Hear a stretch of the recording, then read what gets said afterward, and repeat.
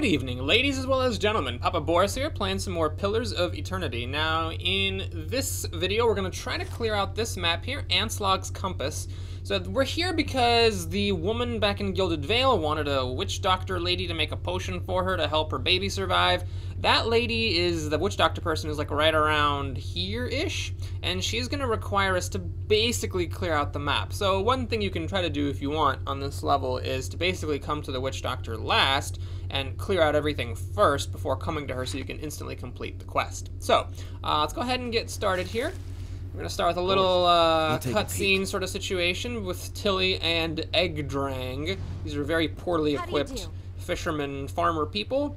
And after you finish conversing with them, you get attacked by a bunch of Saurops from over here. Now, I have not really noticed any benefit to letting Tilly and Erdrang live, so I'm pretty happy to just let them die in this fight. They get mauled to the dickens here. Tilly always goes down in like 2 seconds. Other than that, though, this fight's not really that hard because it's just Saurops, so we'll, you know, shoot our dazing thing here and have everybody attacking stuff, and I'm not even sure it's worth it for the Barbarian to turn on Frenzy, because these things just go down so fast. Okay, so that's that. Tilly died. I like how Eggdrang here is not the slightest bit torn up about his partner dying. We do get to pick up her equipment, which is a nice little bonus. If you really want to squeeze every last copper out of the situation, you can make sure that Eggdrang dies too, but I'm not going to worry about that. We're going to go ahead and head east. So out here we're going to find some Saurops, and this is actually going to be a really tough fight, not only because there's a ton of them, but because, and I'm going to quick save because I could totally fail here, not only because there's a ton of them, but because there's Zaurop priests, which are actually a pretty difficult enemy. They create, you know, buffs for the team. There's a consecrated ground they sometimes cast, which is something that you can cast too. It's a level 2 priest spell, pretty decent one. It's a healing over time in a certain area. And there's also Zaurop champions and Zaurop skirmishers, which, unlike regular Zaurops, are really quite difficult to take down. So that's something that is going to make this pretty challenging. All right, let's go ahead and see how they run in. So you can, for example, have your like rogue or somebody like try to come around the back and take out the priest. That's certainly a strategic possibility. I just want to make sure that if I do go for that, putting my precious Derm Woodman under fire here, that these melee people don't go after that character who tries to come in and ninja take down the priest. But we're definitely going to go ahead with the Barbarian and turn on Frenzy, and then I might as well knock down the Skirmisher. One thing we have to decide is whether we want to use any priest spells here. I think I'm going to go for it. So typical priest spells that you might want to go for are the Blessing, which give everybody a slight accuracy and damage boost for a while, or Armor of Faith, which gives everybody some damage reduction. Let's go for the accuracy and damage buff. That will hopefully help out. Yeah. Okay, so Frenzy's active, and now who do we target with our actual melee attacks? So you can see there's more coming. So there's a priest, a skirmisher, 2 champions, and then the Zaurops are basically just fodder. You can pretty much ignore those.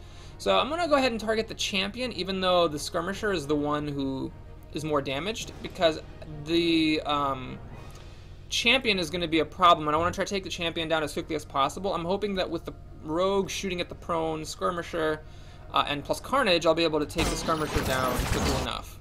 Okay, so everybody's starting to pile around here. This is getting a little bit troublesome. Alright, so now I think is the time to pop our level 2 spell. We're going to go for the Bewildering Spectacle and try to distract as many of these people, or confuse as many of them as possible.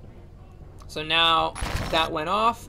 One thing that's kind of confusing is that sometimes when the confuse effect goes off, the enemy ends up like kind of turning green and sort of being on your side. I don't know if that prevents, you know, enemy-only effects from taking place or not.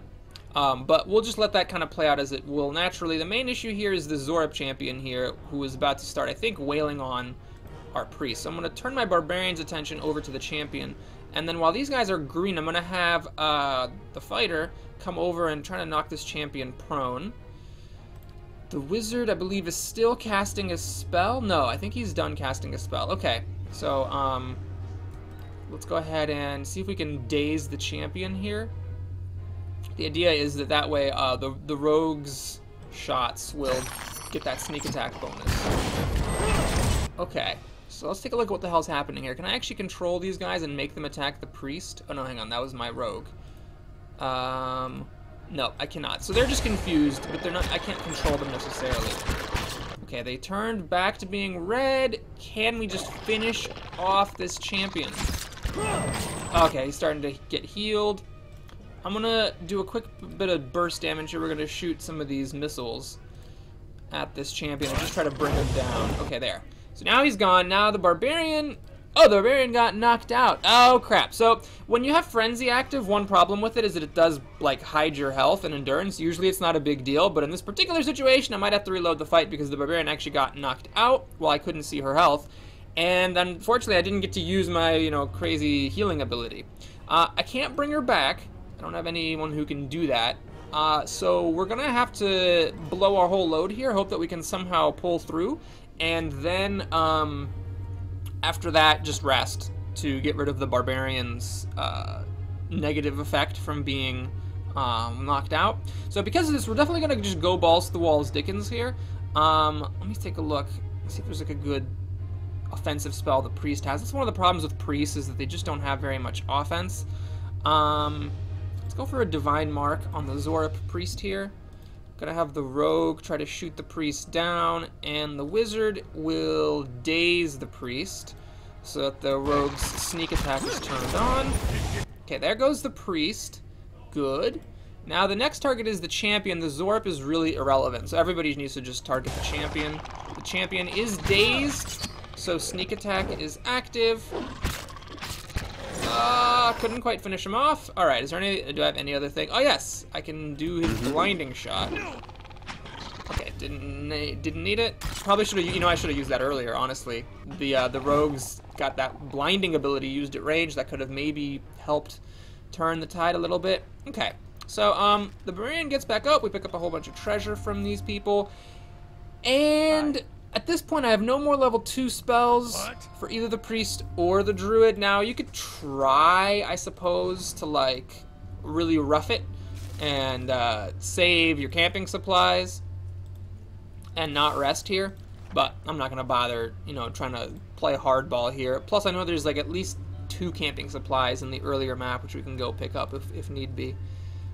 There's nothing hidden over here, it seems. Actually, let me just check to make sure that I have it on auto-pause for finding hidden objects. Yep, okay, cool. So we're just gonna go ahead and rest here. That's fine. So this is, let's talk about survival. When you rest out in the wilderness using camping supplies, each character that has the survival skill gets to choose a bonus. And the survival skill level affects which bonus you can get. So basically, if you have only 1 survival point, like my barbarian does, you can only choose the first item, which is +1 damage reduction. Woo! If you have 2, then you can choose either damage reduction or the multiplier to the healing. If you have 3, you get a bonus. You can choose from the damage reduction, the heal multiplier, or the bonus to movement, and so on. So if you get 6 survival skill, you can choose from any of these. And there's some decent ones here. The racial accuracy bonus is a nice one. So if you're in an area and you know you're going to be fighting a certain type of monster, getting a bonus against that race is pretty decent. And the damage versus flank, that one's just the highest level 1. That can be good, but then you do have to micromanage your battles a bit and make sure that you actually have like your 2 melee people both targeting the same person so that that enemy gets flanked. Or of course you can use spells that cause enemies to become flanked. Ciphers have an ability that causes all the enemies to get flanked, so that can be like a combo to do. But anyway, for now we're just gonna grab damage reduction for the people with survival, call it a day. I like that in this game your rest is never interrupted. I mean, I get that that's realistic and all, but I just love, like, there's so many good, like, quality of life facets to Pillars of Eternity. There's no enemies interrupting your rest. You know, we got a fine arbalest. So arbalests have a reload, so they have a very, very slow attack. It's pretty cool that, you know, crits can inflict prone and they deal tons of damage. But no, we'll save that for another character and not put it on the rogue at this particular moment. Anyway, I was saying something, but I don't care what it is anymore. Let's go ahead and fight some undead. So with these guys, you can have your priest use his healing thing, which I didn't actually use in the last fight. That's another thing that could have maybe kept my barbarian alive. and that damages the undead. Now in this game, the undead are called vessels, which is kind of a nifty name for that condition, I suppose, because now you know the spark of life is gone. You're just a vessel. All right, now here we have a whole buttload of them. So I'm gonna actually put my barbarian out front a little bit, try to body block some of these ghouls. We're gonna turn frenzy on. My fighter can try to knock this guy prone, and my priest, I'm definitely gonna scoot him up, and then use the area of effect undead targeting thing / healing thing. I'm also gonna drop this wizard dazing bomb into the thick of things. Okay, what is... Oh, God, Eder, what are you doing, buddy? Alright, well, let's just do that. So now, is my barbarian actually attacking anybody? Okay, attacking that one should target them all. I'm gonna fire another... The wizard's other dazing bomb into the thick of things here. Looks like somehow they all stayed on... They all stayed on message. All these ghouls just kept on going for my melee types. Did I get knocked out again? I got knocked out again. Yeah, well, so, I didn't actually mention this before, but yeah, that's one of the things about Frenzy, is it does hide your health and endurance, which can be a problem. Now this one, -2 dexterity, -8 burn reduction is not the end of the world, so I'm just gonna deal with that, and not worry about it too much. So yeah, you can see getting knocked out's not the end of the world in this game. Like, so I lost some health, but you know, I've still got my endurance back, and I'm totally fine. Okay, I got a little box here with some junk. All right, let me. You don't really have to come here. This is not necessary to clear, so you can totally just not do this and basically be fine. Alright, so let's see, put on wizards, or not the wizards, the priests thing. I don't know why this isn't highlighting, but I think we're in combat, so it should work. Drop the daze. Rogue, make sure you're attacking somebody. Okay, priest, are you doing your thing? You are. I'm gonna just use this ability here, this Defiance. It is a healing over time, so, it's not actually, like, bad to turn it on before you need it, because I'll actually show you the tooltip here. It is per encounter, and it lasts over, it's like you get this big blob of endurance, but you get that over a period of time, so you don't get it all right away. So maybe I should just be doing that, in addition to turning on Frenzy, is turning on my healing right after I use Frenzy, so that if I start to get blasted down, I actually heal through it instead of getting knocked unconscious. And yeah, going back to that very first fight in this map with the kobolds, not the kobolds, that's D&D, the Zorips, begging your pardons, that actually could have allowed the barbarian to live through that fight. So there's definitely some strategy in this game, and even though we're not on the absolute hardest difficulty, you can see that there are, you know, difficult moments that, you know, you need to work around with strategy. Alright, so this is another fight against the Zorips. It's not as hard as the other one, because it doesn't have, well, it doesn't have as many to begin with, and second of all, it doesn't have a priest here, so that makes it a lot easier. But there is a Zorip champion. That's the one I'm going to target down. The Zorips are really just inconsequential. So now the Zorip champion, he did not get dazed. He must have, the attack either missed him, or it didn't hit with the effect. So I'm going to actually shoot him with a blind as well from the rogue, now that he's the only character here. He is a little bit dazed. The blind, I guess, didn't work. Yep, I used the blind, it didn't work. But luckily he's the only enemy here, so that's taken care of. On Path of the Damned, the hardest difficulty, there's more enemies in each fight, in addition to them having higher defenses. So like that little skirmish I had right there, if we were playing on Path of the Damned, that, I don't know for sure, but that maybe would have been like a really big grind if there had been like an extra champion there, or if they had had a priest there, and if I would have been missing a lot more with all the defenses being higher. So if you go down this way, that's where the witch doctor lady is, and she needs you to clear out the Zorips that I already cleared out. She also needs you to get some dank spores from this cave. Dank spores, of course, the close cousin of dank memes. We'll be enjoying our time here for sure. Alright, let's go into scouting mode. Ooh, get some more ingredients. All right. So this is going to be a pretty tough fight. The thing with the dank spores, which is really what they're called, is that they shoot out a charming attack. And I don't know if it's charming or if it's confusing, but it can be a problem because then suddenly, like, if Eder gets charmed, then, you know, you're sort of in trouble. I don't know how we can actually see everything from here, but we can. So these are the ones, you can't, notice how they're immune to a lot of debilitating effects? They can still be blinded, and they can actually still be dazed, which is pretty important for my party. But they shoot out a single target, long-range shot that, you know, turns your tank against the party. So I'm gonna quick save here. This can definitely go really, really bad, really, really fast. One thing we can try to do is you can try to pull out basically you can try to like go backwards after capturing the attention of the sporelings. Oh no, okay. I think I got lucky, and yeah, Eder actually is confused, so that's not good.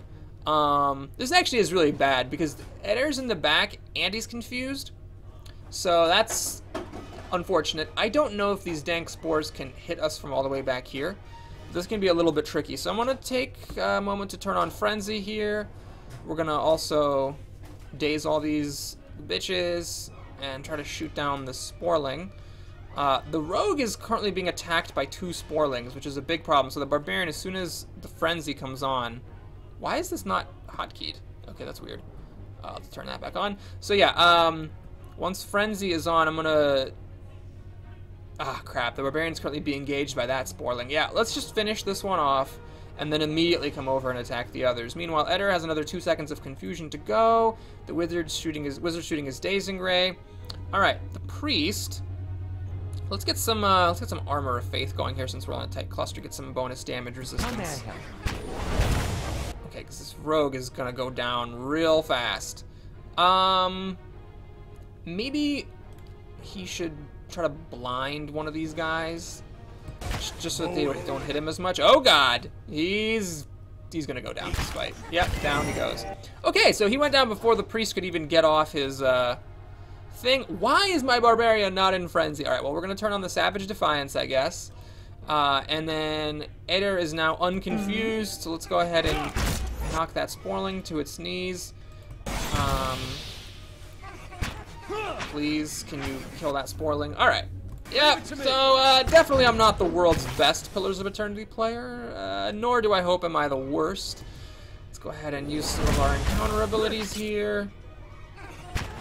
Now, perhaps like the better way to do this would have been to just like have the rogue maybe peek out and fire a shot at one of these sporelings, then have everybody run back. Then I could have avoided taking a hit from these guys. Hey. But okay, let's quick save. So I get my encounter abilities back. Now, the priest does have an ability here that, which one is it? Maybe it's a level 1. Yeah, this gives a big bonus to will. Plus 15 is kind of a lot, and it lasts for a long time. Unfortunately, you can't cast buffs outside of combat. So what I'm going to do is we're going to just charge in here. Of course. Charging in. And then once they do their thing, I'm going to try to, you know, cast Holy Meditation here. I'm actually going to select everybody, stop all movement for a second. Priest, cast your Holy Meditation. Hitting everybody. Alright, the rogue, can he reach them with his weapon? If you hover over a character and then hover over a weapon, you can see the range of the weapon. Yeah, so he's going to go ahead and try to blind one. That one. And then the barbarian... let's go ahead and turn on Frenzy. Why is this? Oh, because I have it hovered over when I press the hotkey. That's probably why it didn't activate. Okay, so I'm going to turn on the Frenzy. And then Eder is in the back. He needs to get up here. What? That's how it's done. Okay, did anybody get confused? The wizard did. And it seems like that's everybody. Alright, great. So now my barbarian's going to go up here and help take down one of the dank spores. The wizard is confused. So that's great. The rogue is going to fire here as well. This is blinded for the next few seconds. Don't know if I can take it down in 4 seconds. Okay, that's 4 seconds are up. Is the wizard still confused? He's confused for another second and a bit. Alright. Okay, that one is almost down. Is the wizard back? Oh, he's got reconfused. Ah, that's great. Okay, that's just great. I think these guys are actually not immune to being prone. I don't know how that works. I don't know how they fall prone, but we'll go ahead and use the prone ability. Yep, they're prone for the next few seconds, then he's dead. Excellent. Let's go to the other one. Alright, let's knock that one prone if we can. Is the wizard back yet? Finally. Okay, so he's going to try to daze this as well to keep the sneak attack alive. Huh. Alright. Well, the rogue went down once, but what would a rogue be if it didn't go down every once in a while? Let's go ahead and grab all the treasure. By the way, it is good to go into sneak mode when you're, you know, getting treasure from rooms, because sometimes there's traps in the treasure chest, sometimes there's like extra treasure hidden. Wow, that was the lamest treasure chest of all time. It just had like a crossbow. Oh, hey, look at that. You might find this interesting. Ooh, a fine wand. Why, yes, and a tricorn hat. That is fancy as hell. Okay, so let's see. I don't think our wizard has a fine wand. Oh, no, he doesn't. He's never gonna use this rapier. Let's just get rid of that. Okay, perfect. So now, cleared out all the dank memes. Let's turn off scouting mode since we've been through everything before and just head on over to whatever the witch lady, doctor, animancer, lady person's name is. She's here. She may or may not be queer, and we're gonna get some potions from her. One potion, I guess. I don't know, maybe she has something hidden here. I guess I'll go into scouting mode just to check. Ranga. Alright, there it is. So let's talk to her. So basically, we tell her what we're here for. Then we tell her that we killed the things. Then we tell her that we already have some dank spores. Then she makes a potion. Now the nice thing about this is that after you complete the quest for her, you can actually talk to her and she'll let you rest here, which is nice. Because then, of course, you get all our spells back. I love in this game how resting just clears all of your headaches and pains and concussions and broken ankles and everything like that. Just a good solid 8 hours of sleep. That's all it takes in this world. And you can also shop with her. So she sells potions and things, which I don't really care about. We can actually buy some camping supplies from her. I will. That way I can leave the camping supplies that are in the map next door for later, since I'm more likely to come through that area again than I am to come through her. So we'll just buy her camping supplies for 70 coppers. It's not really a whole lot. And sell the stuff. So yeah, that's one of the nice things about fighting Zorips, is they're very easy and they always drop some gear, and 5 copper per piece of item may not seem like much, but it really does kind of add up over time. I'll keep the Arbalest for now. Although this sells for a lot, so it's tempting to sell it. You know what? I'm just going to sell it. We'll find another fine, slow-shooting, two-handed weapon at some point. That won't be the last time. Alright, we'll keep the Saints War armor that Adair was wearing initially. Maybe I'll use it someday. And we'll get rid of all these random hats. Now here, don't really care about this scroll. Everything else, whatever. Get rid of all these papers. Shoot letter, okay, that's cool. And some boar hides, that's also fine. And then we'll keep the ingredients. Okay, so we made a cool little 1,000 coppers, which is nice. So now that we have some money, let's promptly spend it all. So Aloth can learn the Necrotic Lance, which is good single target damage, and Fetid Caress, which paralyzes a single enemy. And the Phantom Blades, or Ghost Blades, I'll learn that too. It's a pretty decent level 1 spell because it's an AoE fan spell that targets only enemies. I can actually sell the Grimoire now for 100 coppers. You can keep multiple Grimoires, so you can like change them in the middle of combat if you want access to a spell or that you don't normally have, but I'm not going to deal with that. We'll just stick to the 4 spells that we can get. One of these I think sucks. Yeah, Minor Recovery, negative duration of hostile effects. Yeah, I'll just get rid of that. Don't need that. Alright, we've sold everything off. Excellent. So now, let's just make sure everybody's equipped with the right stuff. I'd like to have a fine rod or some other kind of magical implement for our priest. It'd be nice to get a fine bow that doesn't have a slow attack speed for the rogue. Got a good weapon for the barbarian. Got a good weapon for my fighter. Let's actually equip these potions so they don't take up inventory space. Probably don't need to actually have all 5 of these on the barbarian, but whatever. And yeah, I think that's all there is to do here. So in the next video, we're gonna go ahead and head back up to Magran's Fork, and I guess when the next video starts, we'll be in the Black Meadow. So that's going to be the objective of the next video, is to clear out the Black Meadow on the way to Cad Nua. So this is an important place because this is where you get your stronghold, which, you know, adds some extra quests to the game and gives you a lot of uses for your money. So that's going to be our path in the next couple of videos, clearing out Black Meadow on the way to the Cad Nua, and then going to Cad Nua after that, and we'll pick up our 6th party member there once we arrive. All right, everybody, thanks for watching. I'll see you again soon.